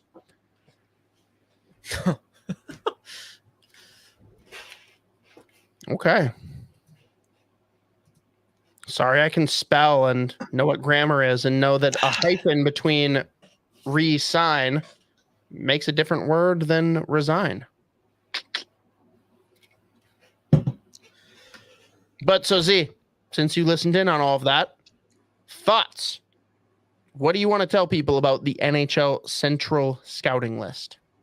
Yeah, so I feel like this. So this is like the watch list or whatever. So this is basically NHL Central Scouting publishing like players that they'll be. I mean, it's a watch list. So like, ones that they'll be tracking throughout the year and who are on their radar right now. Is this like a CIA watch list or different? But so like, especially with the preliminary watch list, a lot of it, especially with like the A and B grades, are based on like play from last year and then up to like the Holinka and stuff. This isn't necessarily taking majorly into account like the beginning of the year, because there are a couple of prospects that have really popped off at the beginning of this season, and a couple that have not had great starts that either like were surprise A grades or surprised that they weren't. But I would say that like obviously no team is ever going to base their like their draft projections on this, but it does, like, I know for a fact, like, it does give teams like something to look at throughout the year. It's like somewhat of a guide because obviously they employ however many people. And I'm just imagining a team that like gets this list, prints it off. They're like, all right, we're done. Ready for June. Well, the first thing I thought about when someone was like, oh no, NHL teams do like actually kind of look at it and like it helps as somewhat of a guide, almost kind of like, again, they have their own scouting, whatever. But like I immediately thought back to, remember the beginning of the pandemic when they were like, yeah, by the way, the Sabres just don't have anyone scouting in Russia. they fired every scout. Yeah. They're like, fuck that. Nope. Does every other team not know that there is an NHL Central scouting list? They were like, yeah, we don't need that shit. And then it was like, we don't even know if they've got that many people in Europe. What was the one, Z? What was the draft guide Isha had for the first draft stream that we did where you joined? Hockey News. The entire time you were just carving him for using that. Can you imagine just Buffalo sitting there with the Hockey News like draft rankings? Yeah. Like, who's up next? All right, you crossed him off, right? Yep. Okay, pick this guy. It's yeah, and it's not even like the Hockey News. I just knew like exactly how there are certain players like I bet I know how they feel about this. So yeah, immediately you're like, well, I haven't ranked this. This is where general consensus is, and your sheet probably has him at 42. And he's like, holy shit, 41. Yeah, whatever. But the watches is good because again, like even for like, I mean, at this point now, obviously I'm doing more like obviously I focus on wild prospects, whatever. And then for the draft at this point, I'm geared more towards Sweden. So there are obviously players that I already know about elsewhere, but it does give you a little bit of a guide. But like the way they do it's like there's certain amount of players that get an A grade, which is like a potential first round pick that I think, I can't remember the exact cutoff, but it's like B, I believe, is second and third. C is fourth to fifth, and then like they might have D W. Actually. They have the D, or they do have a W, which is just like the watch. Yeah, I think actually that's what they have. They stop at C, which is like third, fourth round, and then you don't want to hurt anyone's feelings giving it a T or an F, right? Right. Yeah. Well, I'm like, he's an F. He's gonna get drafted though. But they do a W. That's just like they're watching to see where they end up. Like they have a chance to go mid to late round or whatever. Well, how like overinflated is this though? Like, do they have 32 A grades or do they have 50 A grades that could potentially fall in the first round? And then are all the ones that fall in the B to C or the B range, which is like second and third round, like, is it commensurate with the amount of picks, or is it like there's double the players on this list than there are draft spots? Yeah, no, it depends on the year, so it fluctuates. So they don't have like, it's not like they have like 32 A grades and then whatever, like 64 B grades. Look at you. You said you didn't do math. Yeah, exactly. Not to brag. I don't even know if I'd actually have to. I'd have to look to see if they did it this year. They do have the. They've also got like, I don't think they actually did it this year for the, at least for the preliminary, but they added like the LV limited viewing. They're like, hey, we actually don't know yet. Like we know this player is like popping off here. We haven't seen enough to give them a definitive grade, or like say that we're definitely watching. Imagine throwing like LV for like Celebrini, like, yeah, BU sucks, so we're just not really even watching him. We're gonna stop. But yeah, so that's kind of the overall like look at the actual or like at least the what exactly is this like preliminary watch list. I wish they would call it something else, but you know, whatever. It's what it is. And like there's some trends that we knew about. Like I think in terms of like, this is the first time I've seen, I think there's 2 Swedish players with A grades, maybe 1. Swedish meaning they are from Sweden, or Swedish playing meaning in Sweden. currently playing in Sweden? Yes, how many Swedish players? How many from Sweden? 0? 1. Okay.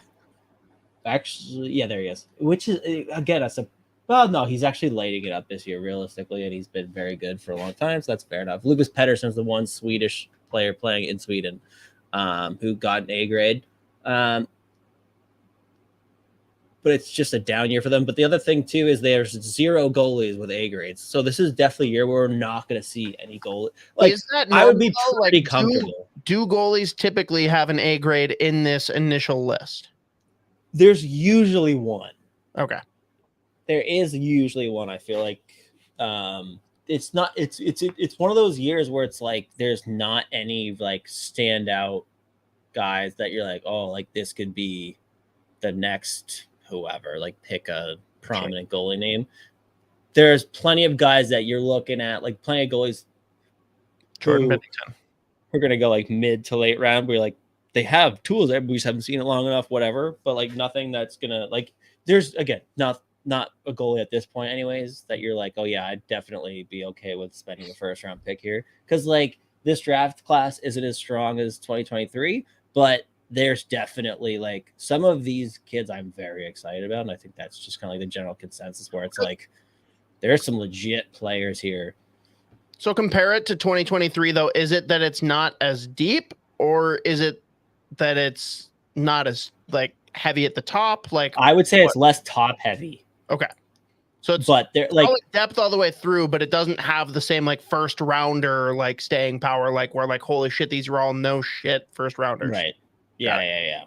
So like that's why this year's like Riley Heidt. There you go. Apparently somehow last pick. It's crazy. Whatever. But like these kinds of draft classes are always interesting, especially like off the back of like an incredibly like a draft class that's been hyped up for as long as 2023 was. It's always interesting to see like just the conversation generally around that like year after. And again, the fact that this year's the opposite, whereas is like there's at the top, there's a ton of defensemen that are going to go in the first round here, and like a ton of high-end defensemen, which is like the opposite of last year. And we still saw defensemen go pretty high last year. What's a lot though? Is a lot 50-50 or is a lot like 7 of the top 10? I could see like half the top 10 being defensemen, like 5 of that first 10. Like, I mean, you're looking at basically we're going back to 2008 where it was Stamkos and then it was like all defensemen. Yeah. But like again, even the start of the year, there's definitely been some players coming on incredibly strong that like maybe we're flirting with first round potential, like not just defensemen, but like in general. Like I look at one of the kids that got an A grade that people felt pretty good about, but we're curious to see where they'd land is a kid like Emil Hemming out of Finland. Like, I feel like he was a consensus either like late first, early second guy, lit it the fuck up at the Holinka on a dog shit Finland team. And this year came in like the first 10, 11 games of Finnish juniors. He was like 3 points a game, goes, earns a spot on their Liga team, that first division pro team in Finland. First game, goal, like scores again 2 games later. Like he's continuing to like light it up to the point where I think he's going to keep climbing. And he's got the flash. He's a very well-rounded player, just fun to watch in general, but another one of those Finnish kids that are just like legit. But it is always just like interesting to see, because like I said, the preliminary watch list is usually largely based on like last year or beyond, or like previous viewings before the season, and then maybe like the summer tournaments. Like a lot of the prelim, there's like very few players I feel like they will actually move A grade to B grade, B grade to A grade. Like there's not a ton. So that was one that I was curious to that would get the A grade, and he did, because I think at this point he's probably projected mid first round, flirting with like top 12. And then where did Silyev? Oh, he got the A grade. So like another one that definitely was not on a lot of radars is this fucking 6'7" Russian kid who's like a point per game in the best team in Russia as a defenseman. 6 foot. He's 6'7", 211 pounds, and he's got like almost at a point per game on the best team of the KHL. Like he's lighting up Anton Silyev. Like he. So where does he rank nasty for you? I think I would probably put him off the top of my head right around 20. Yeah. Oh, so like right where the Wild draft every year. Yeah, perfect. It was 6'7" left shot D-man who is just like nasty. He's just been like, he hasn't slowed down. Like he's not at a point per game anymore, but he's still like producing points here and there and just continuing to just be a beast. And it's just like, yeah, no, we can't take him out of like, this isn't a flash in the pan thing. But it's those players who I'm always fascinated to see who end up getting those A grades, where it's like definitely was not on the A grade radar beforehand. But then whenever they like, it takes a lot to like really jump into that range for those preliminary watch rankings if you're not already thought of as the A grade. So but I'm not like, that's what I'm not that surprised about, because just how, like, I think at that point he was undeniable. But there's a good amount of Russians with the A grade. I think now at this point too, I think teams are not going to be shy about, like, I don't think there's and the whole like fear about like the Russian prospect. I think that largely got overblown. Are we less worried about it because Ska sucks now? Yeah. They're like, all right, well, clearly that's it's a fine. clear indicator of the power of Russia. Yeah, they suck now. So all right, we're good. But I think they had like 4 or 5 up there. Yeah, well, I think they got there's 2 that you have in the top 5, right? 1, 2, 3, 4, 5. What? You have 2 Russians in the top 5, don't you? If I remember correctly. Well, I mean, Demidov, who's hurt long term, that sucks. Bummer. So is Kibi Haru. That sucks. He's definitely all-name team candidate for me. No, I don't think I'd have Chernyshov in the top 5. Oh, Lev Shunov's he's at Michigan. He's Belarusian, so it's not the same thing. I heard Russian. Yeah, same thing. Yeah, there you go. It's in the name. Yeah. Chernyshov is so fucking good, dude. Yeah, that's another kid. But like, he's getting the fucking Urov shit, dude. Where like, I don't know why Dynamo Moscow is keeping them in the KHL. Like, every game, it's minute and a half, 47 seconds, 58 seconds, 7 shifts. I'm like, I just fucking go let him cook in the fucking like U20 league. Like, why? Whatever though. Shut up here. But yeah, anyways. I'm trying to pull up any other like surprises that got or ones that I really like in the A I was grade gonna say, range. well, no, I want to know who's in the B range that you're like, this is bullshit, Um, or does that not well, exist? I don't know about bullshit, but like just again, weird. I'm talking Swedish kids here. There are a couple that I wasn't sure would even be on like Central Scouting's radar that I think in the middle rounds could be huge steals from Sweden. Like there's two twins that play on Malmo, the Badinka. There's Dominic and I think it's Daniel Badinka, and they are so nasty. Dominic got the B rating. Other one did not, so that's always tough. But he looks sick. Tougher. So they're not going to go 2 and 3 to the Canucks. Got it. Yeah, no, can't happen. Okay, a name that you brought up previously, like I'm just looking through for the ones that I remember you talking about. You brought up Anthony Cristoforo. Christopher. He's a B. Yeah. So that's accurate. All right, we're moving on.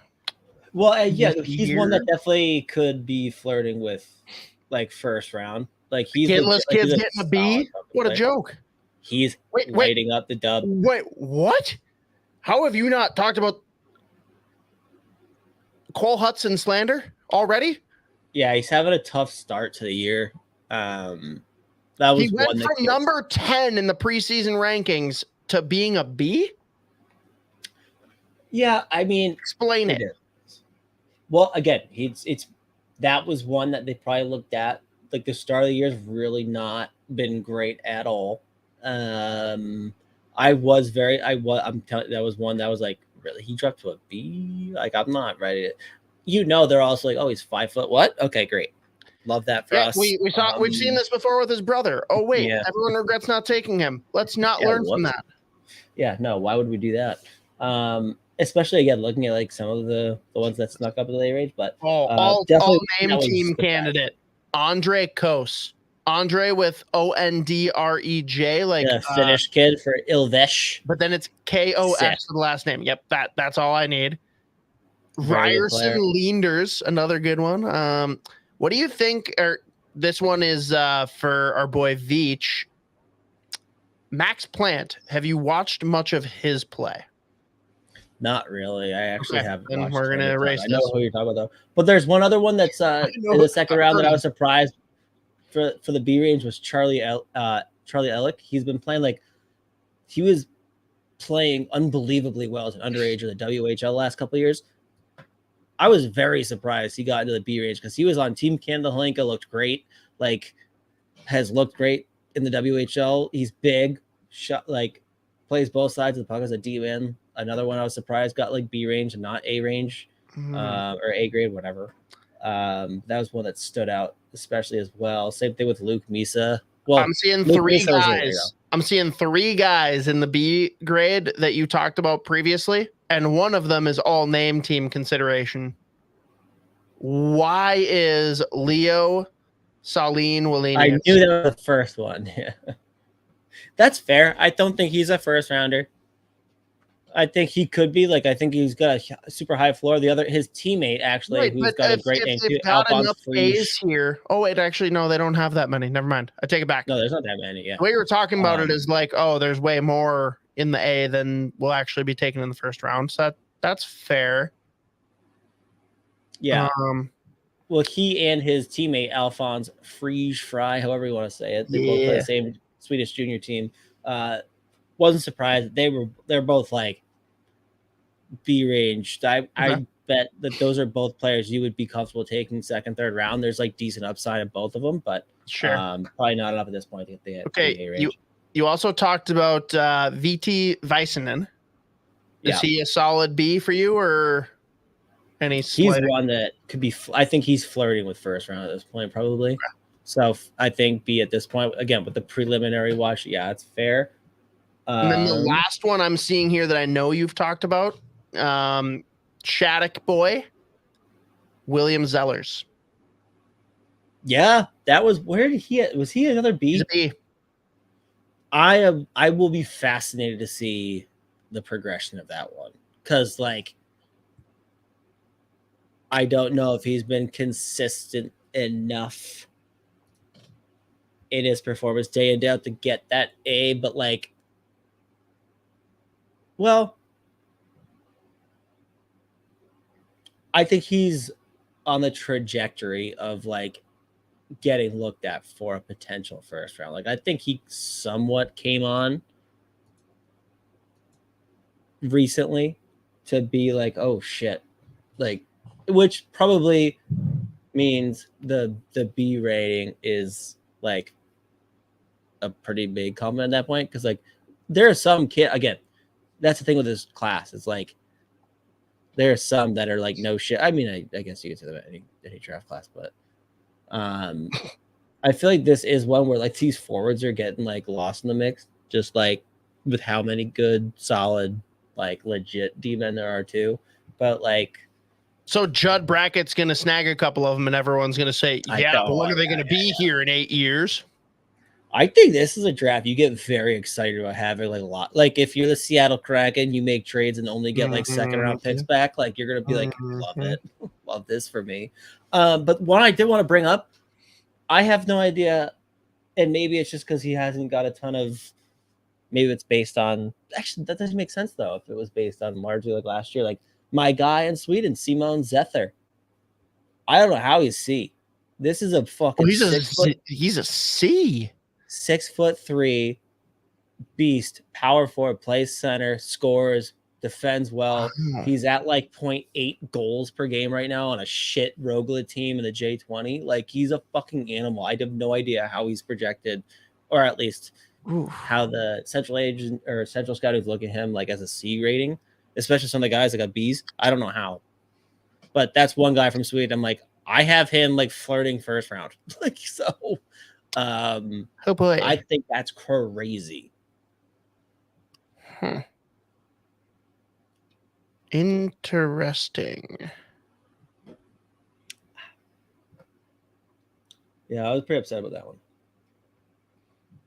So he's probably already a candidate then for draft son. Yeah, he's been there.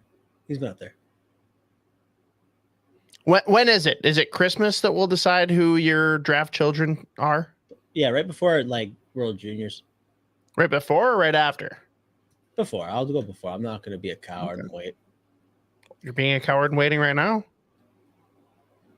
Fair enough. I love being a coward, so it's fine.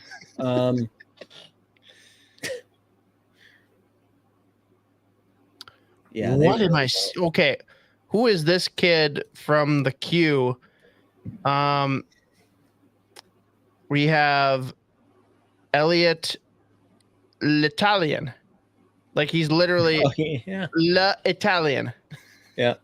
There you go. That's next question. I don't know what you asked that you just answered your. What is he? He's Italian. What do you mean? I don't know. That's all right. I don't think I've watched. I don't know why this one's funny to me. But full QMJHL games. Well, no, you exclusively scout the Q because it's the best CHL league. Right. Yeah. Sorry. Yeah. All right. Am I just like out of my element right now, or is Adam Hesselval a real fun name? Hesselval. He's a good player in Sweden, dude. I think that'll be a late pick. That he's a C. Decent upside. He's fun. I mixed him up. He has a brother, Sebastian, on the same team. I always mix them up, so I thought he was not. The first time I watched, he threw me off. I was like, he looks different this year. It's like, oh fuck, that's his younger brother. So last one I have to hit here, and then there might be some questions. I'll scan through that quick. But how have we not talked about the fact that there is a Crosby in the queue? Who's he? Logan Crosby, Halifax, QMJHL. I don't know. Probably because I haven't watched the fucking queue. Let's see. Disappointing. Oh, the Bruins. So the I wonder if there's any relation here in the QMJHL as well. So like last year, the Bruins drafted this overager, Frederick Brunet. Looks incredible. I really hope this is his brother because so Brunet, very French. This dude's first name, Simone Pierre, with the dash in between. Simone Pierre Brunet. That's a fun one. I like that. That's a good one. Yeah, we should probably any 3-name hyphenated in the queue. Oh yeah. Is Oh, usually there's another one. Oh, that's a good one as well. Pierre Etienne Cloutier. Another good one. Any hyphenate. Give me. I wish. Break it, Pepe Le Pew. Wow, what a name here. It played in Slovakia. Martin Rudolf Liska. Martin Rudolph is his first name. Pretty good. Can work with it. Big fan of any VT. Any VT, I'm a big fan of your name. All right, last thing here then before we close out. Mean Mark AWA. And you might not really even have anything to say on it, but who is a prospect that you see being traded? I mean, I feel like the one that we go back to is Beckman, just because, like, I feel like at this point he's at the age where, like, if you want to take a big swing, he's probably a prospect you're looking at and you're saying, like, we've got other younger guys who are playing, like, whether it's the European kids or just, like, other guys they drafted, like Riley Height, those guys that you're confident are going to have the same kind of, like, ceiling where whether it's, like, any part of the game too, but they're also younger, they have longer time to develop, and when they're when they're supposedly going to be ready, like, cap crunch is over, there's all these open spots potentially. We'll see how many more guys can extensions, I guess, but I was at the point, like, I wonder what the plan is with Beckman, because I feel like this is the one thing that I've been like, I get this criticism from a lot of people. Like, I understand this one. I'm like, yeah, I don't really get it either. Is just like, all right, at this point, where does this kid fit in the future plans here? Because, like, that's one where it's not super clear. Because, like, when he does make it to the NHL, I don't see him filling, like, a fourth line role. So it feels like, and now, like I said, the last year or whatever, like, I feel like he's kind of done what he needs to do at the AHL level. Like, I've seen it. And he's come up in the NHL, and when he played, like, he played well, given the role that he was put in when he came and played. So, like, that's the one that brought personality too. Like, he was electric. Like, when he scored preseason, he was like, fucking he was insane. a psycho. In his last preseason game that year, he got the Gordie Howe hat trick. Broke his nose, but he scored the OT winner, though. Fucking unbelievable. That makes it better. I know. That's what I mean. Get the Gordie Howe hat trick and come out with a broken nose. Yeah. Fuck. But that was one that stands out. The other ones are just, like, take your pick of, like, the D prospects, like Ryan O'Rourke almost. Because I love that kid. Like, you know, I love him. But, like, at this point, I know that they probably value a kid like, because I know, like, Damon Hunt already got a flirty with the call up or whatever, but I could see a lot of NHL teams valuing, because he's a good fucking defenseman, not because he's not good. But O'Rourke also has a very good reputation around the league anyways, just because he's such a Team Canada guy in general. Like, he's always been, like, pulled up, and, like, in that draft class, he was one of the best. Being a Team Canada guy, is that a good thing? Oh, Jesus Christ. Okay. Well, I guess we're just going to move on from that question. You're the one that said it, man. I just want to know what you mean when you say he's a Team Canada guy. He's always been called up to Team Canada for the international tournaments, even if it's as a third pair D-bit. Like, he's very valuable defenseman, and he's very good at defending. Teams will like him. He plays hard. And he plays a very current day defenseman game that, like, you can move. You're not just a plug that plays hard, but you move the puck, you skate well, you do a lot of things really well, other than just, like, being a pain in the ass in front of the net. He's a very good defenseman for a modern day. I think a lot of teams would like him a lot. And they've just had so many guys there. Or I don't know about anyone else. I do wonder about, like, Jack Peart. What do you He's wonder a, about him? he's a very good hockey player, very good defenseman. I wonder where I look at like the defenseman they have in the pipeline long term, and I just like anytime I go to like fill in or I go to like create a future like 6 D-men, I like there'll be days I will forget. Like, oh fuck, I forgot Jack Turd is in this fucking prospect pool. Well, one, it's difficult when you don't even know if it's Peart or Pert because you just said both. Yep. 2, if you are related to Lou Nanny or if you won Mr. Hockey, you don't leave Minnesota once you're here. So I don't see them trading him. I'm not saying I would want to trade. I know that's not what you're saying. I'm throwing this out there because I think he's very good. I think he's be a very good NHL defenseman. I just look at their pool of D-men they have, and I wonder where he fits in. Dude, how about the start for St. Cloud too? Whoa. They are brutal. Holy fuck, dude. I knew it was bad when they lost to St. Thomas. But then St. Thomas is playing well. Is actually good. Like I know that's good. It was crazy because their first game against St. Cloud, that was so sad. I was like, man, that's crazy that they became D1 and then let's go. Yeah, number 3 in the country, St. Cloud. Okay, and it was a 10-0. Their first they were never ranked number 3. No, St. Cloud. St. Cloud was not number 3. They were very highly ranked. This year they were like no. I'm saying, when was it? St. Thomas had their first D1 game. They went up against St. Cloud, and St. Cloud was like one of the favorites. Cloud beat the piss out of them. Yeah, it was like 10 or 12 nothing. Yeah, I was like, "Welcome to D1 hockey, boys." They got their revenge.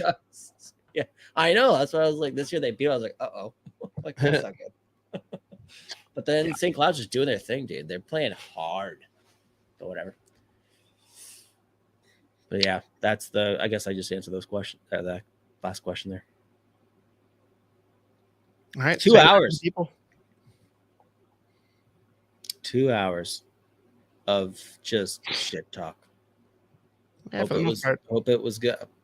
Hopefully, we'll be back next week. Who knows? Maybe I'll have another meltdown. It really just depends on whether or not you have a work event you forget about. God, dude, I can't believe they were like, no, you have to go. I'm like, I don't know what that means. What do you mean I have to go? That's weird. What does that mean? Excuse me? No, you're coming. Like, I'm so confused right now. I don't want to, though. No, but you are coming. You are Will Ferrell, as like the therapist explains, like, no, I'm not in love with you. He's like, I don't know what you're saying right now. Like, you're such a rascal. She said she's not coming because in no way, shape, or form is she your girlfriend. Did she say that? She's such a rascal. Such a sneaky part of that movie. Anyways, I traveled 500 miles to give you my seed.